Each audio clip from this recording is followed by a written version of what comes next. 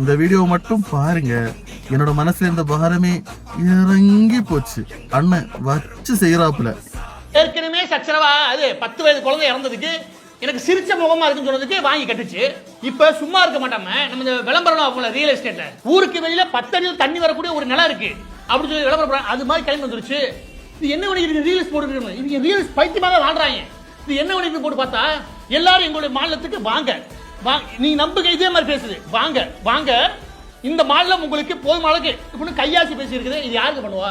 நீங்க சொல்றீங்க, நீங்க யோசிச்சு பாருங்க. 25 கட்டுதுல இப்படி கையாட்டுது. இதுவே ஒரு அமைச்சரோட வேலை. இந்த ரீல்ஸை பார்த்தா நம்ம ஊருக்கு 10,000 கோடி முதலீடு வரப்போகுது. இல்லாட்டி ரீல்ஸ் பார்க்குற எவனாவது வாழ்க்கையில உருப்படுவானா?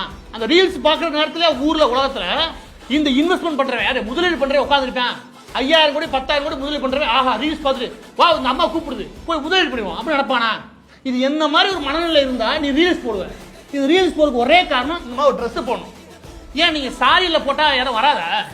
அது மனநிலையை எப்படி முன்னாடி உட்காந்து யோசிச்சிருக்கோம். ஓகே இந்த மாதிரி ட்ரெஸ் போடுவோம், இந்த மாதிரி ட்ரெஸ் போட்டோம். என்ன மாதிரி ஒரு புது விதமான மாற்றத்தை கொடுக்கக்கூடிய ஒரு அமைச்சர்.